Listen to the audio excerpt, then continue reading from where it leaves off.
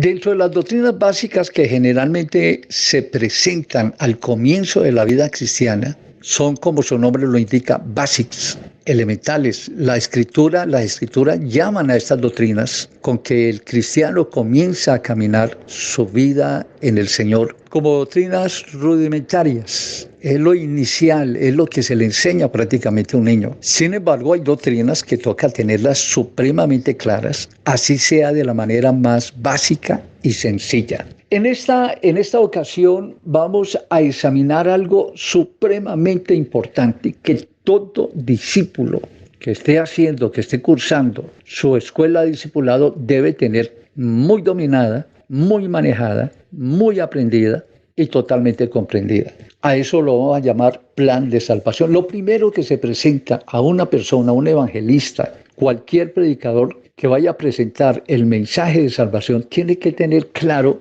en qué consiste el plan de salvación diseñado por el Señor y presentado a todas las personas que en algún momento deban oír el llamado de Dios como evidencia suprema de la oportunidad que a través del amor de Dios y su misericordia Él le ofrece al mundo pecador. Plan de salvación. Examinemos un poco esto. Si usted tuviera tan solo 5 minutos para presentarle el mensaje de salvación a una persona, cualquier persona que usted se encuentre en el camino, en cualquier circunstancia en la que usted se encuentre, si usted tuviera 5 minutos, tan solo 5 minutos, porque no hay más, porque el uno debe partir, el otro va a tomar el vuelo, o el otro va a tomar un camión, un avión, o va a tomar cualquier vehículo, o tenga que despedirse en el camino, solamente cuenta con 5 minutos. ¿Qué le presentaría a usted para llevarlo a la salvación? Eso es importantísimo que lo tengamos en cuenta. Se cometen muchos errores porque les hablamos tantas cosas a la gente que al final no les decimos nada. Y al final esa persona que pudo haber recibido un mensaje que lo llevara a la reconsideración acerca de su vida y posteriormente a un arrepentimiento y a iniciar una vida santa con Dios, no lo haga. Porque el mensaje fue incompleto o el mensaje fue distorsionado o simplemente no se le dio el mensaje que realmente esa persona necesitaba. Existen cientos de temas de enseñanza en la Biblia. Hay enseñanzas, historias muy fabulosas, extraordinarias, maravillosas. Hay enseñanzas atractivas, otras documentadas. Hay cosas interesantes que también podemos extraer del interior de la Biblia. También las hay tan complejas y profundas que cualquier asistente que al escucharlas no las entendería en la primera ocasión de oírlas. Algunos tendrían que hacer un curso previo para interpretarlas. Otras más son tan extensas y en algunos casos tienen duración de muchos meses y quisiera uno o cualquiera de nosotros como maestros quisiéramos enseñarlas en un curso o en un plan de estudios. Incluso hay enseñanzas que en 1 año y más son dictadas en las iglesias y al final sin ninguna comprensión plena o total. Otras enseñanzas incluso inician examinando el libro por libro, desde Génesis, luego Éxodo y así sucesivamente hasta el libro de Apocalipsis. Se extrae de todo, pero al final no hay nada concreto que podamos indicarle a una persona acerca de la decisión que deba tomar en sus vidas.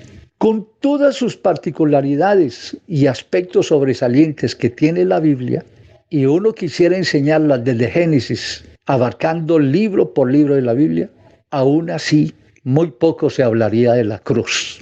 El mensaje de salvación es impostergable. Si usted tiene una persona, usted no sabe si mañana esa persona va a estar viva. Usted no sabe si esa persona mañana tomó un viaje, un destino diferente al suyo. Y usted no vuelva a ver nunca más a esa persona. Usted tiene solo una oportunidad. La salvación, por eso es de hoy, es inaplazable. No es para otro día, porque es que el día de mañana es desconocido. El único que sabe del día de mañana es Dios. Ni siquiera nosotros conocemos el día de mañana o lo que sucederá mañana. El mensaje de salvación es un mensaje urgente, de vida o muerte, que debe ser presentado al pecador ante la menor oportunidad que tengamos de exponerlo. El utilizar el poco tiempo que en ocasiones tenemos para dar a conocer la salvación a una persona o a quien no la tiene, y utilizar ese tiempo en asuntos superficiales o intrascendentes puede llegar a convertirse en un desperdicio de tiempo que significará la pérdida o la condenación de una persona. No se puede aplazar la oportunidad de dar a conocer la salvación a quien la necesita con premura. El mensaje de salvación debe ser presentado en forma directa, clara y precisa. La transitoriedad del hombre exige que hoy sea el día de salvación, no mañana, ni otro día. En relación con la salvación, el mañana no existe. El mañana puede ser demasiado tarde. Muchas personas escucharon un mensaje hoy, estuvieron a punto de levantar su mano y a punto de avanzar su pie al primer paso hacia el altar, pero no lo hicieron. Esa misma noche murieron. Conozco de personas que fueron asesinadas esa misma noche. El apóstol Pedro, el día de Pentecostés, presentó el mensaje de salvación en una forma tajante y categórica, clara y directa, y fue de una a la conciencia. Varones, hermanos, ¿qué haremos?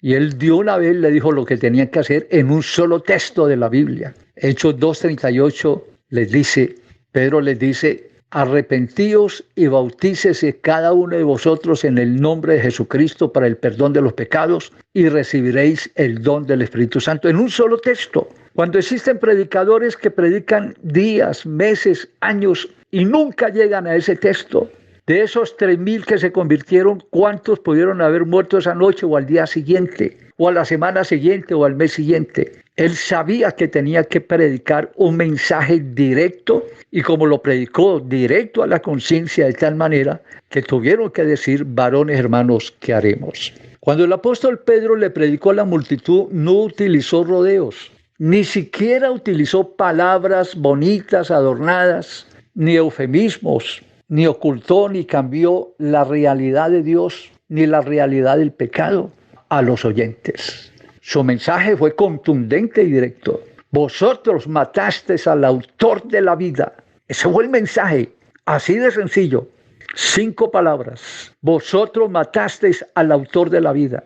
Esa fue la forma tan cruda, lo que hizo que los oyentes ese día dijeron: varones, hermanos, ¿qué haremos? La inspiración del Espíritu Santo llevó a Pedro a presentar con urgencia la respuesta que ellos requerían para ese momento. En ese mismo día fueron bautizados 3,000 personas. ¿Cuánto tiempo necesitamos para presentar el mensaje de salvación? Si tuviésemos tan solo 5 minutos para hablarle de salvación a una persona, ¿no los gastaríamos explicando lo que la Biblia es, o lo que la Biblia significa, o que la Biblia tiene 66 libros y que los primeros 5 libros fueron escritos por Moisés y que se llama el Pentateuco, la ley o la Torá?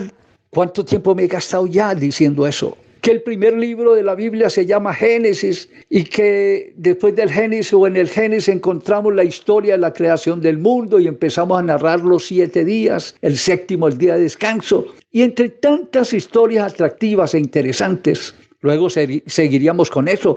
Y así existen muchas escuelas donde se enseña tantas cosas a la gente que al final la gente no tiene la memoria suficiente para aprenderlas todas. Y así son las enseñanzas de muchísimas reuniones celulares o reuniones familiares o como usted las quiera llamar.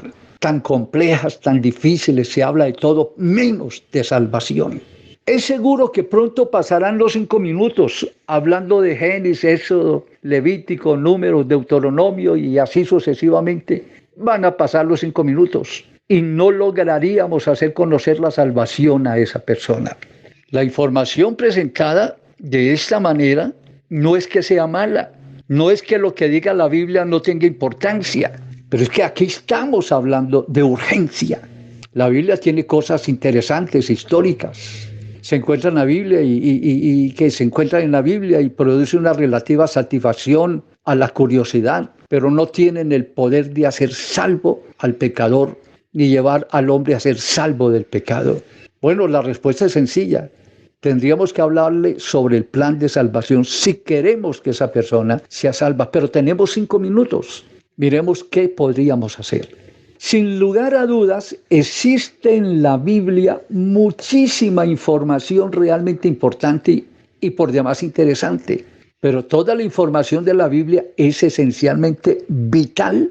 La Biblia es el libro de Dios y nada es de desecharse para el perfecto conocimiento del hombre de Dios. Pero con relación a la salvación, a la urgencia de la salvación, a la urgencia de presentar el plan de salvación de Dios al hombre pecador, es trascendentalmente importante para el destino eterno de una persona hacerle claro con el mínimo de tiempo posible, así fueran 5 minutos, la información que lo va a llevar a un real entendimiento de su estado como pecador al presentársele a Jesús como su Salvador.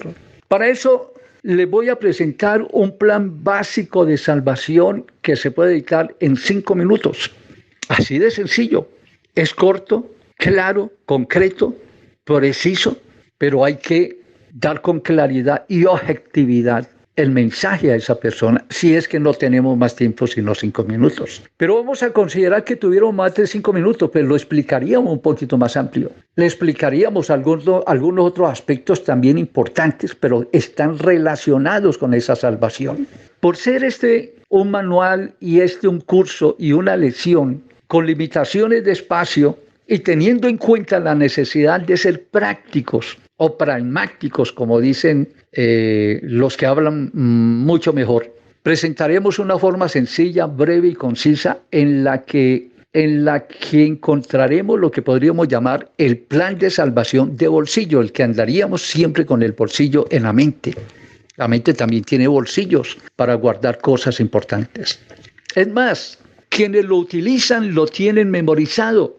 Consta de 3 partes y cada una de ellas contiene tan solo 3 versículos. No necesita más de 3 versículos, muy conocidos entre otras cosas, versículos de la Biblia.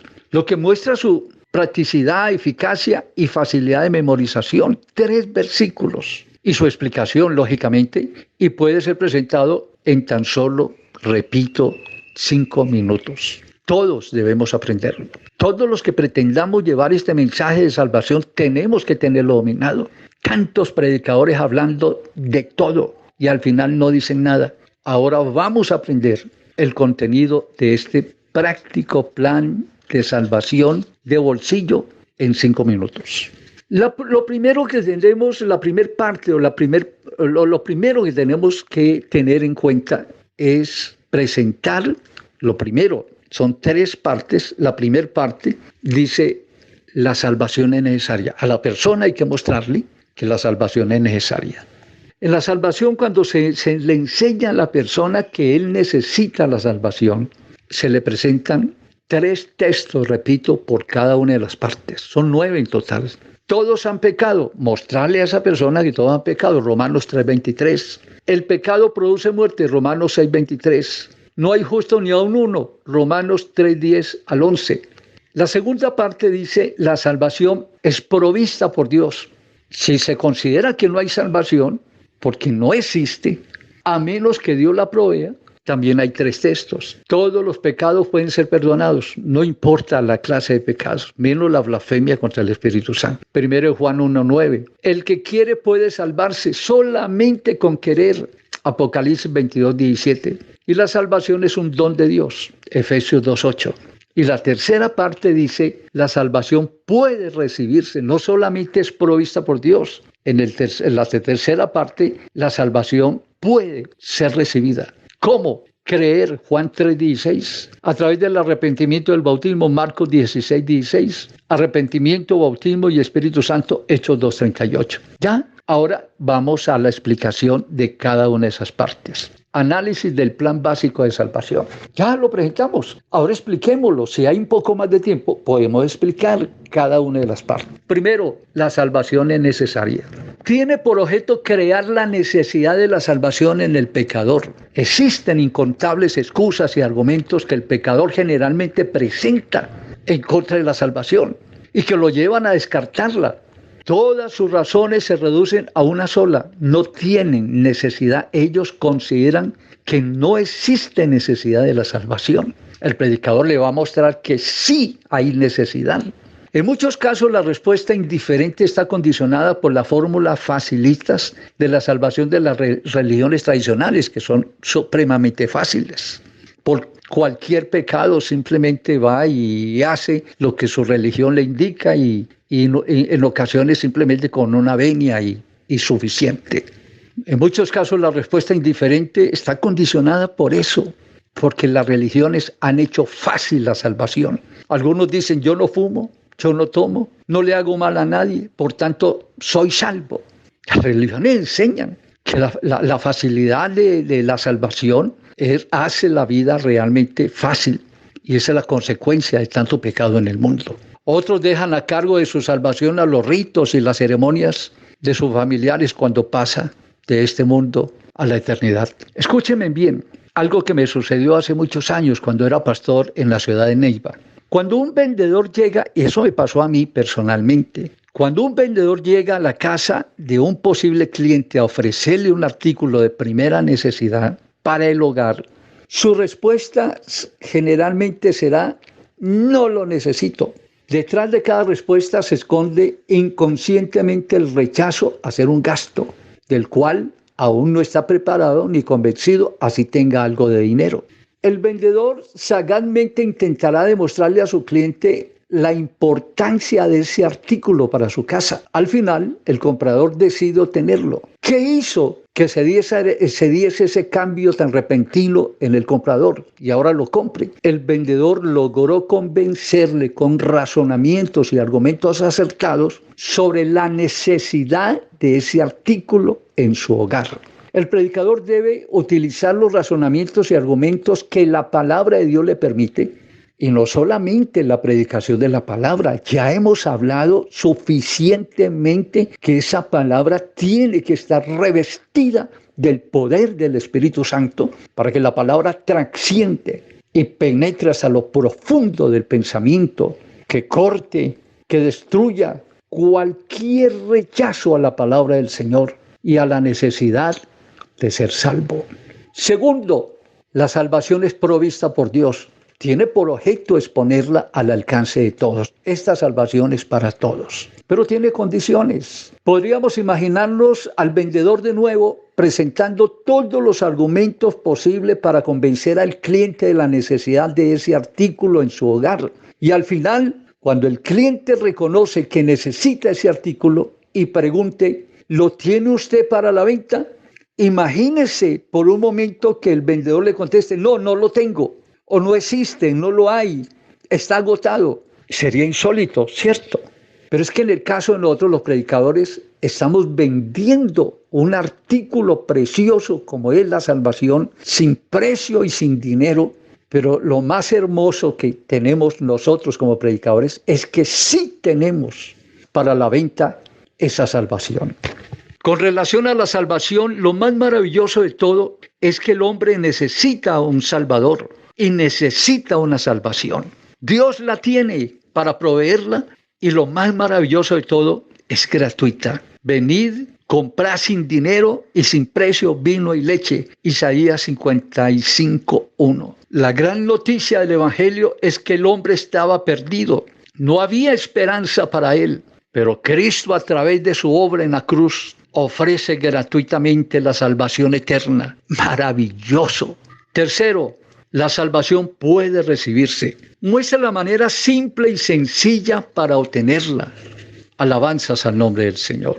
Otra forma de presentación que nosotros generalmente exponemos cuando exponemos la salvación, ya nosotros la manejamos. Yo creo que no entraríamos. Ya la presentamos al comienzo cuando dijimos que solamente con creer, con el arrepentimiento, bautismo y el Espíritu Santo, la conversión, el nuevo nacimiento que ya hemos mirado, podemos indicarle a la persona qué tiene que hacer, qué pasos debe dar hasta llevarlo primero al arrepentimiento, pero un arrepentimiento sincero, el arrepentimiento de la Biblia, el arrepentimiento de Dios. Hay personas que se arrepienten y lloran y al otro día están haciendo exactamente lo mismo. El verdadero arrepentimiento tiene dos aspectos importantes. sentir pesar y dolor por haberlo hecho y no volverlo a hacer. Ese es el verdadero arrepentimiento. Otras formas de presentar el plan de salvación mucho más simples, a través de algunos textos de la Biblia. Miremos algunos de ellos. El plan de salvación expuesto en Hechos 2:38, extraordinario, maravilloso. Ese solo texto muestra realmente en forma plena, total y completa lo que tiene que hacer cada pecador para alcanzar la salvación. Es una forma sencilla pero práctica de presentar el plan de salvación, un solo texto. La encontramos en la respuesta de Pedro a la multitud el día de Pentecostés. ¿Qué dice el texto? Y les dijo: arrepentíos y bautícese cada uno de vosotros en el nombre de Jesucristo. Comienza con arrepentimiento, arrepentíos. Y bautícese cada uno de vosotros en el nombre de Jesucristo y recibiréis el don del Espíritu Santo. Hechos 2:38. Otra, el plan de salvación expuesto en Juan 3:16. Un solo texto presentando el plan de salvación. Y por último, si tuviera un solo minuto, no 5, 1. Si tuviera un solo minuto para hablarle de salvación a una persona, le presentaría el texto de Juan 3:16, en el cual está comprendido y en forma breve todo el plan de salvación de Dios. Este texto, por su importancia y contenido, ha sido considerado la Biblia en miniatura. Resume todo el propósito de Dios para la salvación del mundo. Ya ustedes lo saben, pero vamos a citarlo. Porque de tal manera amó Dios al mundo que dio a su Hijo unigénito para que todo aquel que en él crea no se pierda, mas tenga vida eterna, solo recibiendo al Señor. Doctrinas estrechamente relacionadas con el plan de salvación, las que nosotros llamamos básicas, las que la Escritura llama sencillamente doctrinas de iniciación. A continuación presentaremos 6 doctrinas, no más de tantas que existen. Vamos a presentar 6 que están totalmente conectadas con el plan de salvación que estamos estudiando. Están estrechamente ligadas con la salvación. La doctrina del bautismo en agua la trataremos en una forma más independiente más adelante, pero vamos a ver algunas de ellas. El arrepentimiento. Hay que manejar muy bien el concepto del arrepentimiento. Y a los estudiantes hay que enseñarles realmente qué es arrepentimiento. Voy a dar unos resúmenes. Es un bosquejo. Cada maestro, a través de las doctrinas, las enseñanzas, las capacitaciones que ha recibido de sus respectivas organizaciones o iglesias, debe tener claro este concepto. Yo solamente voy a dar un bosquejo en esta noche. El arrepentimiento es sentir pesar o tristeza por haber ofendido a Dios y no volverlo a hacer, como acabamos de explicarlo. El arrepentimiento es dar vuelta atrás de su camino de pecado y volverse hacia Dios, según Hechos 26 del 18 al 20. El arrepentimiento produce 3 clases de cambios. Primero, cambio intelectual, cambio de ideas. Segundo, cambio emocional, cambio de sentimientos. Tercero, cambio de voluntad, cambio de propósitos.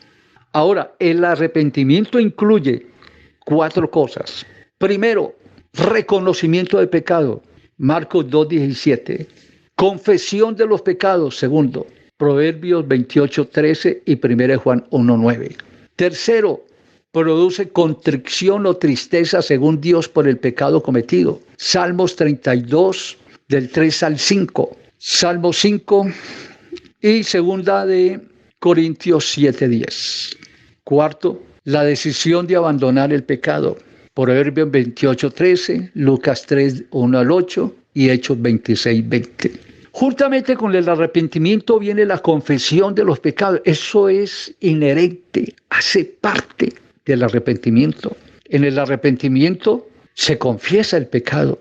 Es en acto, aparece en el momento cuando el alma gime y necesita sacar lo que la está ahogando. Y esto se hace exclusivamente ante Dios, según Marcos 5:23 y 24 y Lucas 19:8. El arrepentimiento es la primera reacción de fe ante el llamado de Dios, Marcos 1:15, y es absolutamente necesaria para la salvación, como ya lo vimos en Hechos 2:38, y aquí lo encontramos en Lucas 13:3 y el 5, Hechos 17:30 y 2 de Pedro 3:9. Sin arrepentimiento el bautismo no tiene eficacia. Los que enseñan que con el bautismo hay salvación es falso. El bautismo tiene sentido, tiene valor, tiene relevancia ante el cielo siempre y cuando haya primero el arrepentimiento en su vida. Y eso lo encontremos en Hechos 2:38 y en Hechos 3:19. Otra doctrina fundamental, bautismo del Espíritu Santo. Sí que hemos hablado sobre esto.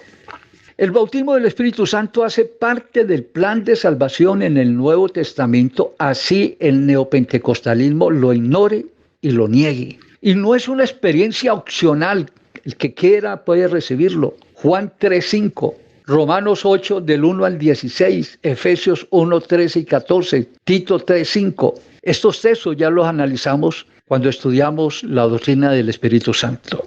Pablo declaró, porque por un solo espíritu fuimos todos, no dice que algunos, todos bautizados en un cuerpo. Y a todos se nos dio a beber de un mismo espíritu, 1 Corintios 12:13.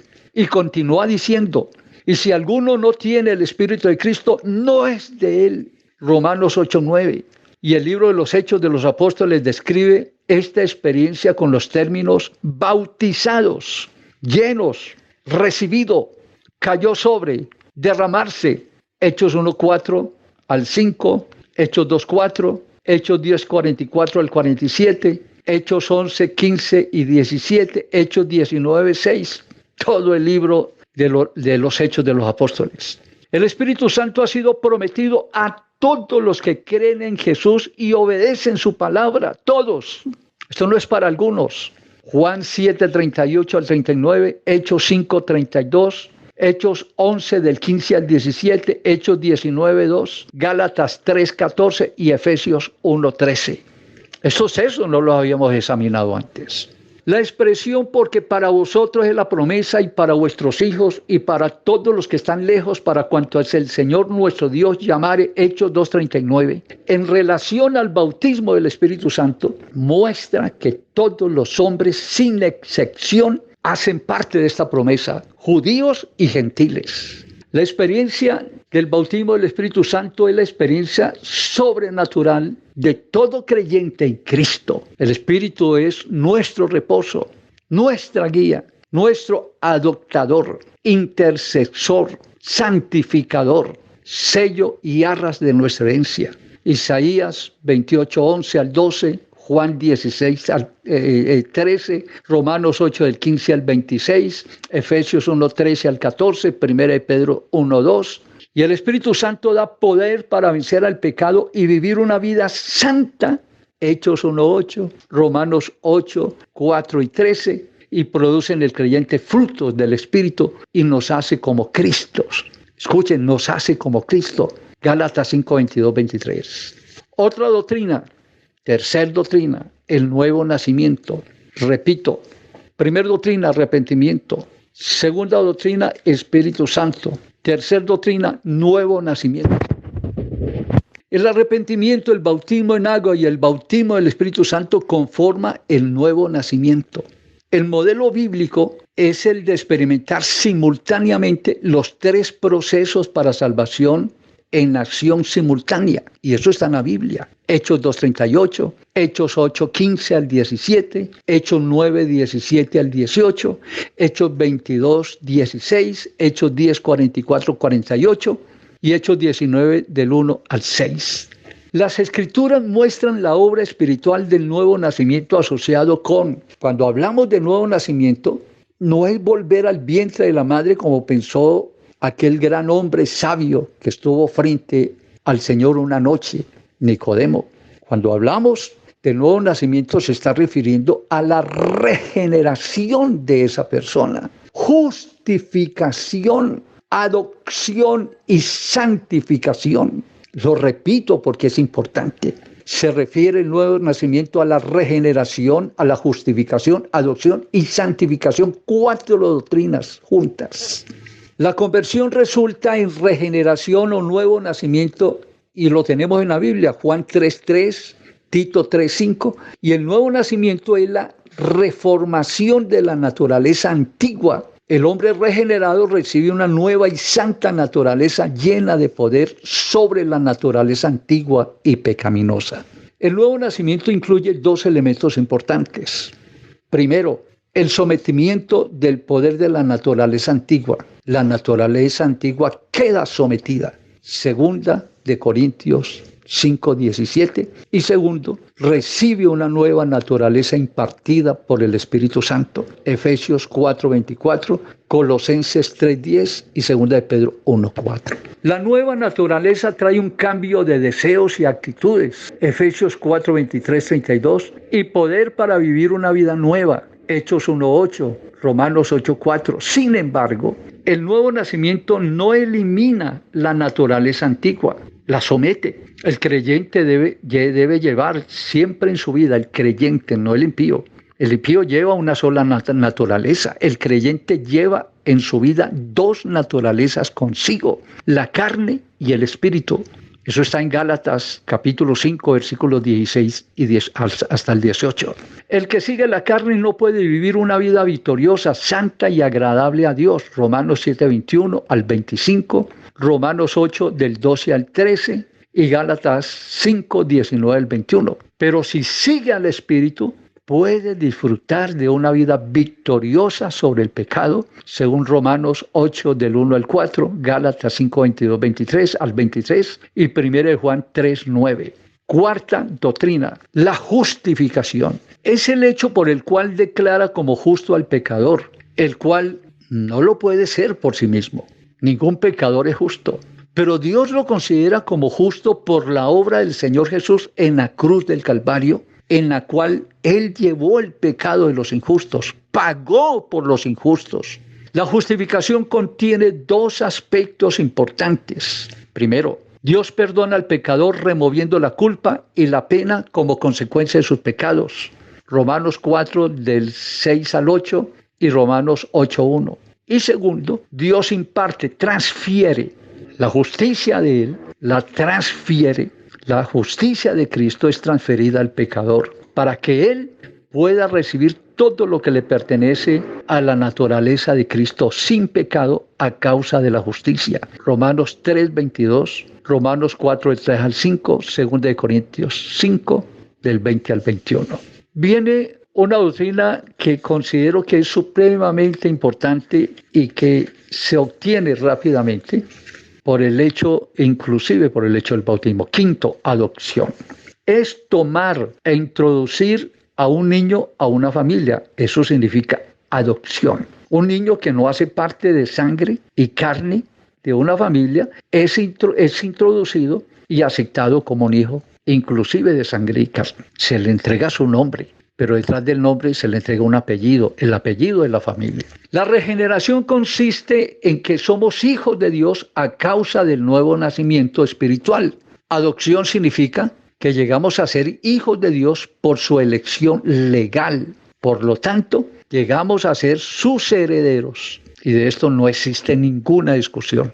Recuerdo en este momento un texto que dice: a los suyos vino y los suyos no lo recibieron, pero a los que le recibieron, a los que creen en su nombre, les dio potestad de ser hechos hijos de Dios. Pero hay que recibirlo. Por eso mencioné hace un momento que con solo el bautismo una persona se convierte en hijo de Dios. Y explico algo más. Es un hijo de Dios y como hijo tiene derecho a las promesas de hijo. Por eso tiene derecho a ser lleno, a ser bautizado del Espíritu Santo.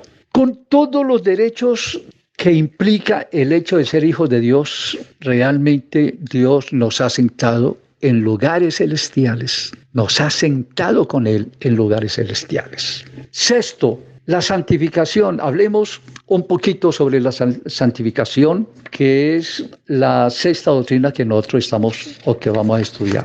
Pero vamos a recapitular las doctrinas que debemos tener claras en esa escuela en la que estamos impartiendo, la escuela de discipulado, que estamos impartiendo la formación y preparación de nuevos líderes. Debe quedar clara estas 6 doctrinas que por el espacio de tiempo no les puedo ampliar mucho más, pero les estoy dando a cada uno de estos temas que estamos revisando, cada una de estas doctrinas elementales, le estamos dando un bosquejo. Primero, arrepentimiento. Segundo, bautismo del Espíritu Santo. Tercero, nuevo nacimiento. Cuarto, justificación. Quinto, adopción. Y sexto, santificación. Santificación significa separación. Eso es lo que significa la palabra santificación. En nuestro contexto equivale a la separación del pecado y del mundo y su consecuente consagración a Dios. Eso es santificación. La santificación es el proceso que sigue a la justificación y a la adopción. Vino la justificación, después de la justificación es adoptado como hijo y luego viene la santificación. El nuevo nacimiento no solo nos separa del pecado, sino que también a través de su espíritu nos transforma, nos perfecciona y nos hace santos. 2 Corintios 3:18, 2 Tesalonicenses 2:13, 1 Pedro 1:3. Estoy citando la Biblia. Al someternos al proceso santificador, al final recibiremos la perfección absoluta en la venida de nuestro Señor Jesucristo, la cual llamamos el levantamiento de la iglesia. Todas estas obras producidas por la salvación se originan en la gracia de Dios. Esto es un regalo de Dios. Nadie lo merece. Romanos 3:24, Efesios 1:4-6 y Tito 3:5. También al ser comprados por la sangre de Cristo en la cruz del Calvario, Romanos 3:25, Hechos 10:10, y nos llega mediante la fe, solamente por creer. ¡Qué hermosura! Juan 1:12-13, Romanos 3:28, Gálatas 3:26. Todo esto ocurre cuando el creyente es bautizado en agua y recibe el don del Espíritu Santo. Y mire lo que dice la Biblia. Y esto erais algunos, mas ya habéis sido lavados, ya habéis sido justificados en el nombre del Señor y por el Espíritu de nuestro Dios. Y lo voy a repetir y voy a ampliar un poco más. Eso está en 1 Corintios 6:11. Y esto erais algunos, mas ya habéis sido lavados a través de la obra del Señor. Y esto erais algunos, mas ya habéis sido lavados, ya habéis sido justificados en el nombre del Señor, refiriéndose al bautismo en agua, y por el Espíritu de nuestro Dios, bautismo del Espíritu Santo, 1 Corintios 6:11.